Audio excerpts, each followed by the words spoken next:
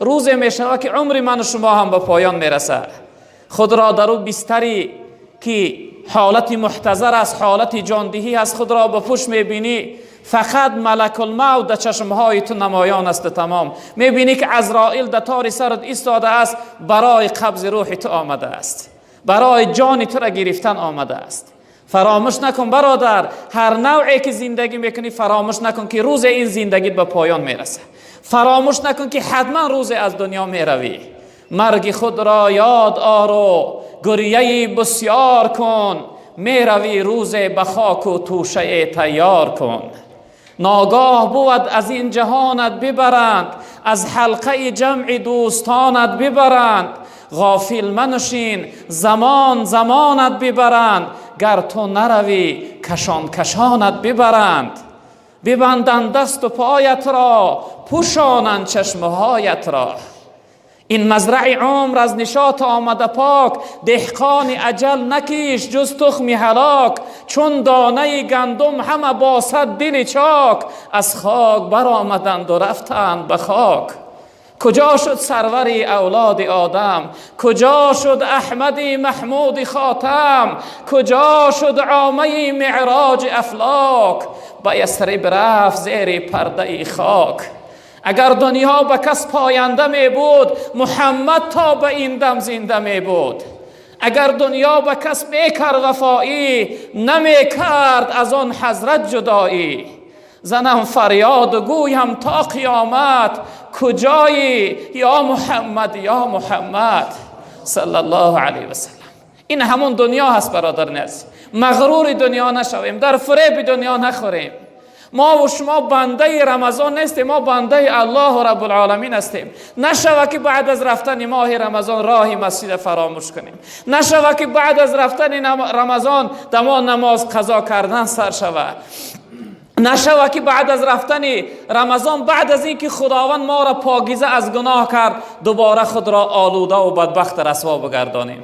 برادران عزیز و بزرگوار، این تعلیمات پیغمبر بزرگوار برای ما باید یک درس بزرگی باشه.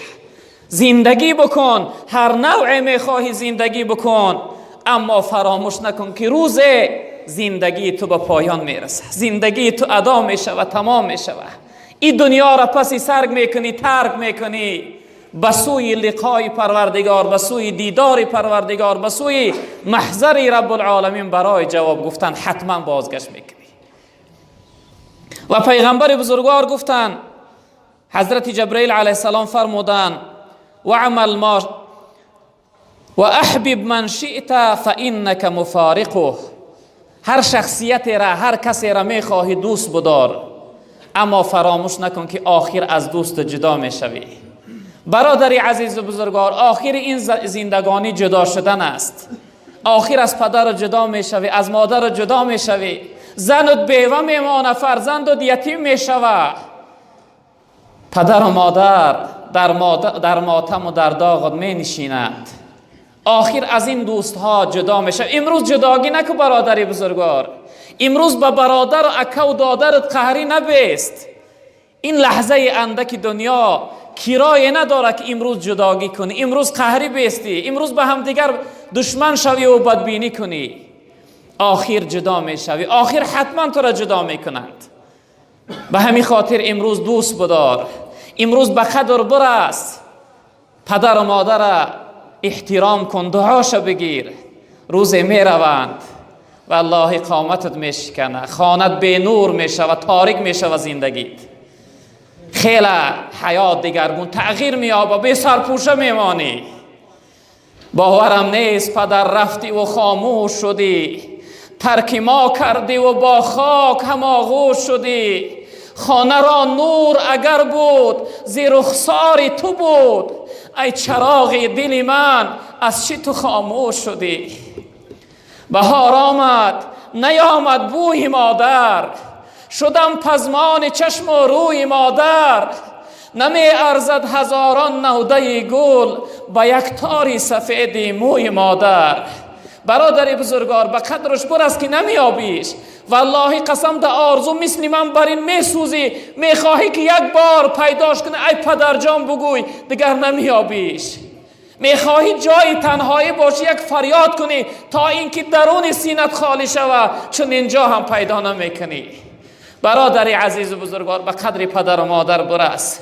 برادری عزیز و بزرگوار، به قدر برادر برس، به قدر یار و دوست برس، آخر جدا میشوی. چه نوعی که امروز از رمضان جدا شده ای ساده ای، روز از این عزیزها جدا میشوی.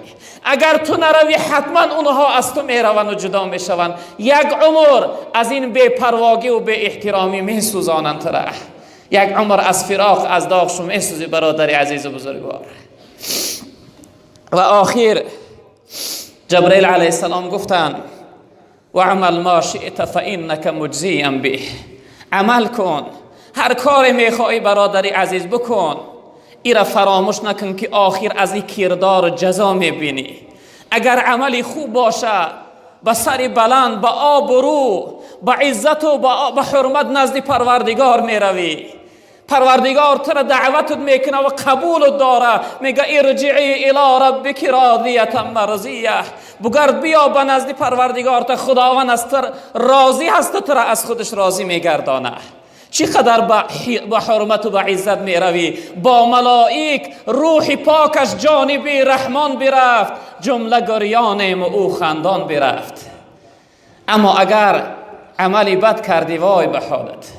و من اساء فعلیها، من عمل صالحا فلنفسه و من اساء فعلیها. عملی خوب کردی، والله قسم فایده جانت خست. هم خوشبختی دنیا و آخرت میشوی، هم دنیا تا آباد میکنی، هم آخرت تا. اما عملی گناه و بد کردی، وای به حالت برادری بزرگوار من، که هم دنیا تا ویرانه میکنی، هم آخرت.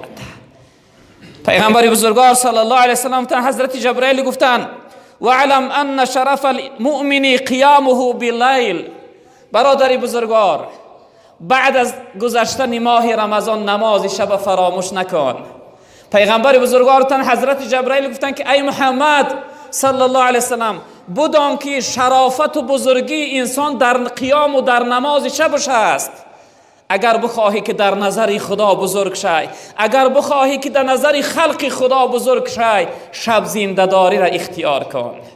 پس از شب زنده‌داری خون مردم میخورد، دائما از مردمی شب زنده‌دار اندیشه کن.